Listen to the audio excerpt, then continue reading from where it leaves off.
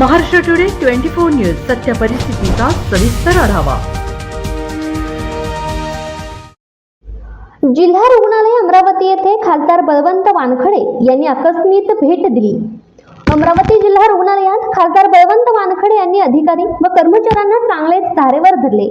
यावेळी रुग्णालयाच्या समोरच मोठ्या प्रमाणात पाणी साचल्याने रुग्णांना रुग्णालयात ये-जा करणे कठीण झाले होते। रुग्णालय परिसरात असलेली अस्वच्छता, रुग्ण व त्यांच्या नातेवाईकांकडून आलेल्या तक्रारी यावरून खासदार बळवंत वानखडे यांनी संबंधित आरोग्य अधिकाऱ्यांना बोलावून साचलेल्या पाण्याचा निपटारा, अस्वच्छता व इतर व्यवस्था सुरळीत करण्याचे आदेश दिले। महाराष्ट्र टुडे मराठीसाठी ब्युरो रिपोर्ट विक्रम डोके, अमरावती।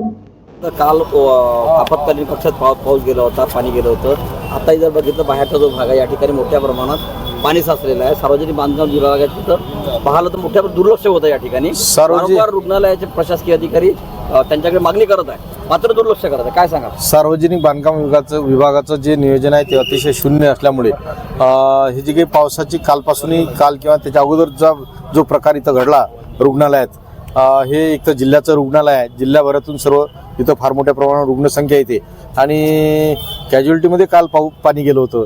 आज पाहिलं तर सगळं आवारात पाणीच पाणी आहे। हे तर कुठंतरी जे काही मेडिकल ऑफिसरनी ते त्यांना सांगितलं होतं की हे करून घ्या म्हणून, परंतु जे काही सार्वजनिक बांधकाम विभाग आहेत त्यांनी अतिशय दुर्लक्ष केलं। मी आता संबंधित अधिकाऱ्यांसोबत बोललो आणि हे जे काही आहे याच्या सगळ्या सूचना दिल्या आणि त्यांना सांगितलं की हे याच्यानंतर मी खपून घेणार आणि ही वस्तुस्थिती आहे की आज जी परिस्थिती आहे ती परिस्थिती जी मला दिसली त्या व्यतिरिक्त जी परिस्थिती त्याच्यानंतर दिसली तर मी हे खपून घेणार नाही।